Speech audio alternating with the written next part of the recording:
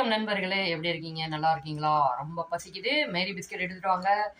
ஏன் அப்படின்னா, நம்ம வட்டத்துடைய சுற்றளவு பார்க்க போறோம். வட்டத்துக்கு சிறந்த எடுத்துக்காட்டு மேரி பிஸ்கட். யாராவது தெரியாதவங்க தெரிஞ்சுக்குங்க, புரியாதவங்க புரிஞ்சுக்குங்க.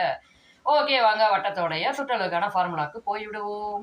வட்டத்தோடைய சுற்றளவுக்கு ஃபார்முலா என்னன்னா 2πr. அது என்ன 2πr?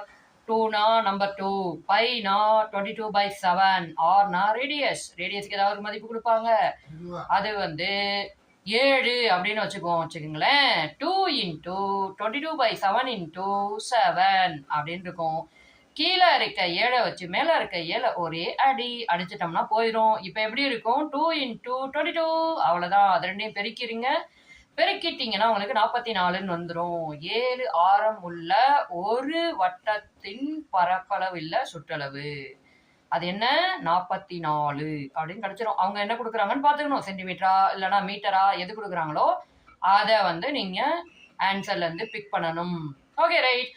இதுதான் இதுக்கான ஃபார்முலாவா அப்படின்னு கேட்டா இன்னொரு ஃபார்முலா இருக்கு. By D. டின்னு என்னது? டயாமீட்டர்னா என்னது? ஆரம் 2 தடவை இருந்தா, அதாவது தமிழ்ல விட்டத்துல பாதிதான் ஆரம். இப்ப நமக்கு விட்டமே கொடுத்துறாங்கன்னு வச்சுங்களேன்.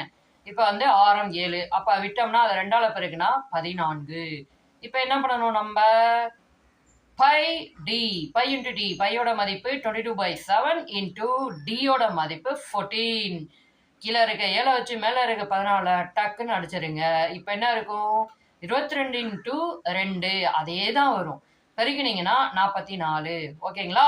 இப்ப அவங்க ஆரம் கொடுத்து கேட்டாலும் சரி, இல்லைன்னா விட்டம் அதாவது டயாமீட்டர் கொடுத்து கேட்டாலும் நீங்க இந்த ஃபார்முலாஸா பயன்படுத்தலாம். விட்டம் கொடுத்து கேட்டாங்கன்னா பை டி 22/7 × d மதிப்பு என்ன கொடுக்குறாங்களோ அது.